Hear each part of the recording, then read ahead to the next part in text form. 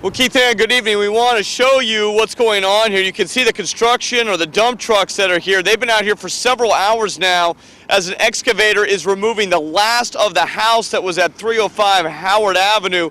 And what folks keep talking about out here is this explosion, this boom, and now how one family basically has to start over. Picking up the pieces, a phrase associated more with emotional recovery rather than a hungry excavator, but it appears both work here when it centers on the devastating New Haven house fire on Howard Avenue. This woman who lives next door won't be able to come back to her house for months because of severe damage to her house. It was something like from a movie, from a television show or something. And everything is just so surreal right now. We're just trying to pick up the pieces and get on, with our lives. It was early Saturday morning when the Santos home, according to neighbors, exploded. Amazingly, even with the house consumed by flames, the structure collapsing, 5 people inside escaped with only minor injuries.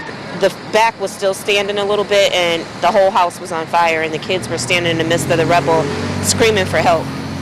Your kids? The kids from that house that blew up. And then my kids were just screaming and yelling. They were here yesterday, and family members, and for what they were saying, they think it was a gas leak, but they're not even sure that was the case. Neighbors say at one point the power went off around 5 in the morning, and when it came back on about 2 hours later... But then there was this loud boom. I felt the explosion. It shook the entire house. It burst some windows. I was sleeping. That's what woke me up. It shook the house. Investigators continue to dig for clues. Picking up the pieces for this heavy equipment seems relatively easy. Picking up the pieces and starting over takes much more work.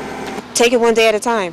We're going to seek counseling for our children. We came out of the house. We were in the bed when this happened, so we came out of the house in our bare feet and our pajamas. We're starting from scratch with everything.